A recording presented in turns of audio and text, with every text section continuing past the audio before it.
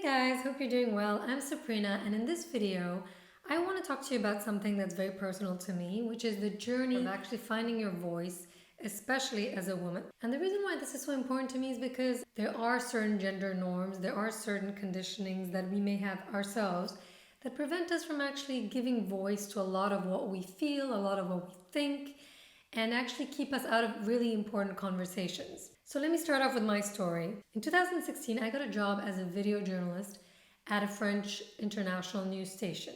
So sometimes I'd be working from 6 a.m. to 12 p.m. or the opposite, 6 p.m. to midnight or midnight to 6 a.m.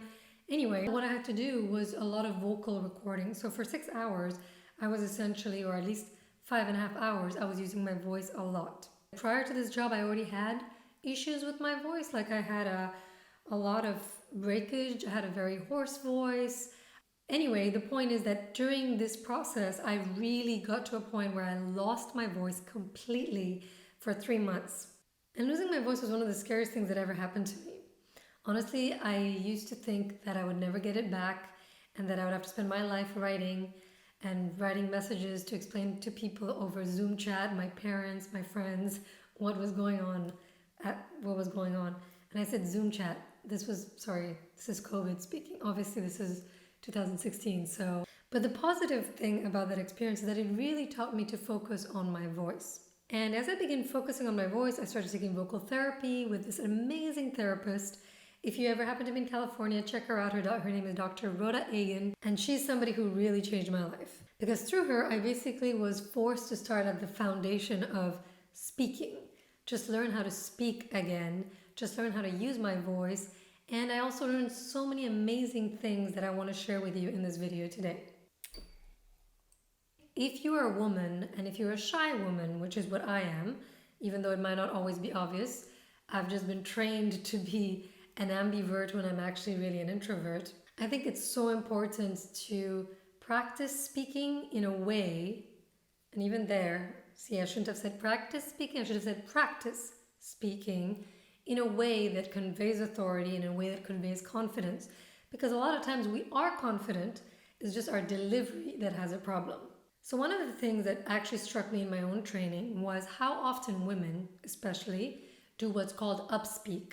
Upspeak is when you speak and you're saying something, but it sounds like a question. So if somebody were to ask you, so what is your passion? What do you love doing? And you say, oh, I love playing hockey. I love playing basketball. I like driving. The other person's going to think, well, do you really like that? Or is that a question? And I've seen so many women, some of the most intelligent, brilliant women with PhDs, with master's degrees, with so much work and life experience speaking in that way. And I've also made that mistake of speaking in that way, even in this very video, which is why I think it's really important to pay attention to that habit that actually a lot of us have of turning statements, declarative statements, factual statements into questions. It is not a question. You are passionate about something or you aren't, and be proud and loud about it. The second thing which is really important, and this is beyond my remit because I am not a vocal coach, but I know for a fact that our pitch is extremely important. If you have a monotonous pitch, then you need to find out, maybe by taking vocal therapy or by singing, ways in which you can create more variety in your speaking pattern and especially in your pitch. You don't want to just sound like everything you're saying is equally important, because that is not actually the truth. There are some things that are more important than other things, and you need to know how to do that. A good way to do this is to actually ask people you trust, your friends, your family, like, how does your pitch sound? Is it monotonous or is there enough variety? One of my really, really good friends actually, who's got Irish origins, has this beautiful way of speaking. Like each time she talks, it's always very sing-songy. Everything she says has this beautiful little song to it. And every time I've tried to, get a bit of variety in my speech, I think of her voice and it actually helps me with mine. And here's another thing when it comes to pitch. Science has shown that people tend to prefer women with deeper voices. That somehow when we have deeper voices, it conveys greater authority. Now, I don't know how I really feel about that. I think I am biased. I mean, I have a deep voice. A lot of people in my family have this kind of deeper voice, so maybe that's just familiar to me and I appreciate it more. But I think that if you are somebody who has a very soft voice, you're very soft spoken, you naturally speak at a lower volume and your voice is also more high pitched, it would not hurt you to try to have more variety in your range. Because the truth is, we actually have a much wider range than we think. I used to have an even deeper voice than this. I used to speak really low, like really, really low before. And because of that, my voice used to crack. And my vocal therapist actually is the one who told me that I needed to learn how to come higher up so that I don't damage my voice. So there's also a question of the healthiness of your voice. And that is something that you should definitely get checked out with a real professional. Now, this third thing I think is really important, and I'm somebody who makes this mistake a lot as well, and anything I'm saying actually in this video, I'm still working on, I'm still a work in progress, but it's something I think a lot of women need to understand, and that is to speak slowly. Now, I made a video on Barack Obama's speech in 2004 at the Democratic National Convention, and I think it's an amazing speech to look at because this person is speaking so slowly, but not in a way that's boring. And when we speak really, really fast, I mean, it can obviously convey lots of different things. Like maybe we just are very fast, we're impatient, we need to get things done. But what it can also convey is that we are scared that people are going to stop listening to us. And so we're just trying to really get there very quickly before we lose their attention. And so it actually tells a story of insecurity. So whenever you notice that you're speaking really fast, take a deep breath and try to slow it down. Try to slow it down just even though if in your head it sounds really slow, if you're somebody who's been speaking fast, know that it actually sounds normal to most other people. So take your time and practice speaking at a speed that feels a little bit slower than what you're used to. Jumping off of that, here's another thing which I tend to not do, which is to swallow. I know your mind went there. I just mean to swallow in between sentences, because that is a way to actually naturally reduce the rhythm of our speech and also give some moisture to our throat, which is parched from speaking so much. So if you need a way to remind yourself to take breaks, to slow down, swallow. So when you're writing a story, or when you're giving a speech, or when you're giving a presentation, think about which are the moments where you want to pause, where you want people to feel something, which are dramatic moments.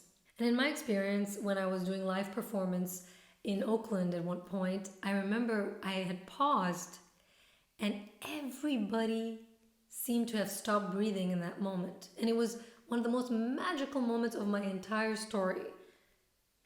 It's a moment, essentially. It's a real moment of unity and coming together. So use your pauses.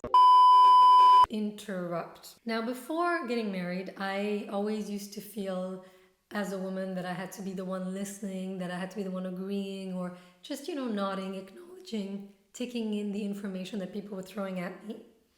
But luckily, I got thrown into a big family in which there were 4 boys, 1 girl, and I found myself suddenly in this space where everybody was interacting and interrupting each other all the time, and it became a competition to get to be able to say one word.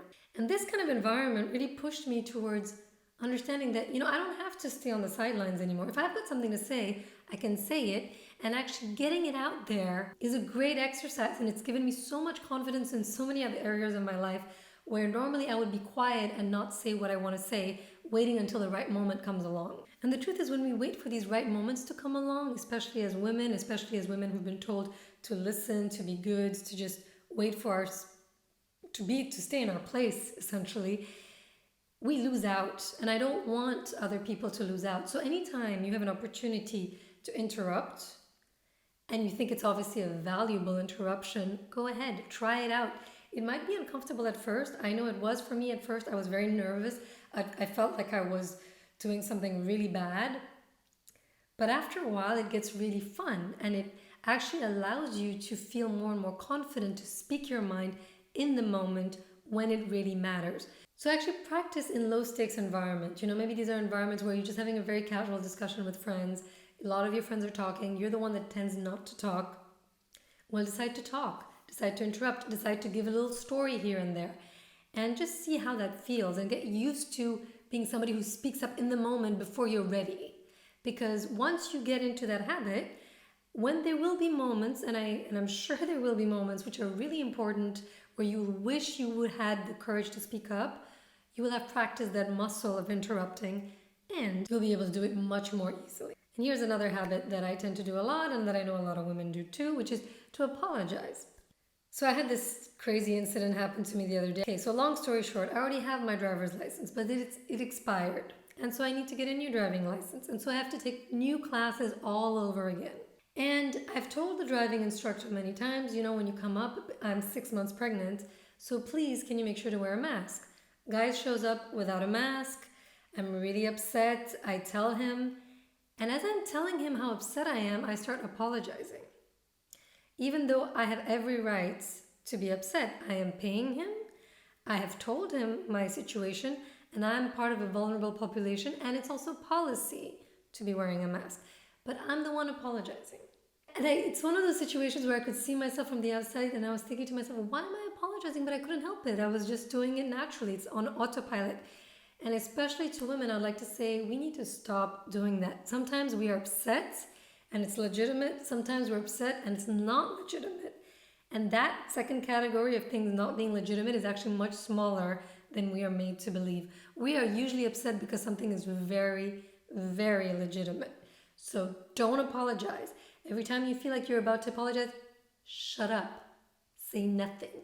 Keep it inside for a day when you really need to apologize. Like I said, I'm definitely a work in progress on that front, but it's something I think is so important in our communication and even in our sense of self and our confidence. Because the more we see ourselves apologizing, the more we start identifying with that person who's in a position to apologize, who's wrong, who doesn't really know what they're doing, who's insecure, when that's actually not at all who we are and what we're about. We also need to stop using language that is too cautious, like, oh, would it be possible for this to happen? And so, again, kind of the apologetic framework at hand, like, oh, I'm sorry, am I disturbing you? I'm so sorry for existing in this world. I'm sorry for taking up space. That kind of language needs to go away. And I think one thing that we can do is to keep things very brief. Instead of speaking too much, instead of saying too many things, just go straight to it. When you need something, say, hi, I need this. Start using the word need, even if it is not an urgent, life-threatening need, because that is the way most people with power speak. They say what they need and what they want. And that doesn't mean that you have to say it in a rude way. It doesn't mean that you have to say, hey, do this, do that for me. No. But when you are making a request, instead of saying, would it be possible? May I, blah, blah, blah. Just try out a different way of saying it and see how it feels. And of course, you can always change that. You can find different ways of making it softer. But just start off using a different kind of language that people who have authority generally use. And see how that feels. And then work your way up from there. So there you go, guys. I just wanted to really share these tips and these, lessons that I've learned along the way through my vocal therapy, through my journey in storytelling and, reclaiming and refining my voice in the hope that it helps you with yours. If you like this video, if you like this kind of content, if you find it helpful, please give me a like. It really helps me a lot. And definitely subscribe to my channel so you get notifications each time I drop in a new video. And definitely leave me a comment below and let me know what you think. What are your thoughts? What are some techniques and tools that you've used to find or refine your voice and that have been really helpful and game-changing? I would love to hear those. So thanks so much for watching, guys. I wish you a wonderful day, and until next time.